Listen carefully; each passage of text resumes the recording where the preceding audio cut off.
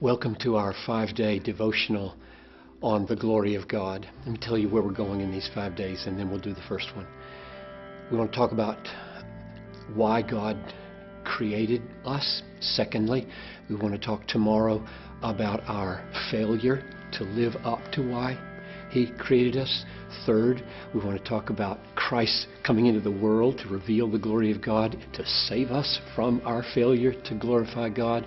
Fourth, what does a life look like to glorify God once you have been rescued by Him? And then fifth, what's the consummation of all things for the glory of God? So all of those relate to the glory of God. So here's number one for you to take away today. God created us for His glory. This is Isaiah 43, verse 7. Bring my sons from afar, my daughters from the ends of the earth, everyone whom I created for my glory. Which doesn't mean that He created us to increase His glory, but to display and to offer His glory to us as a gift for our enjoyment.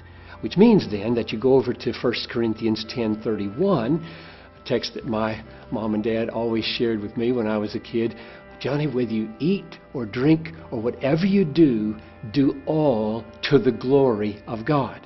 So now we have His purpose. God creates us for His glory, that is to magnify it, display it, make it look great. And then He tells us, live that way. Live so as to make God look great. So we have God's design in creating us for His glory, and we have our duty flowing out of that. And so the key question that we can leave ourselves with maybe for this first day is, how can I go to work today? How can I keep my house today? How can I raise my kids today for the glory of God? How can I eat pizza or drink orange juice to the glory of God? And the answer would surely be that in relying upon God, we show His trustworthiness. At every point of our lives, we're going to be relying on Him today. We're just little children, and He's all sufficient.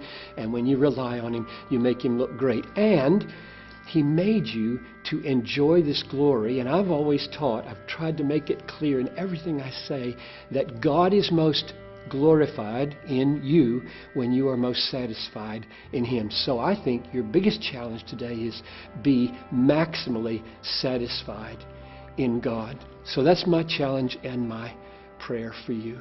May God grant you today to see that you are made for His glory.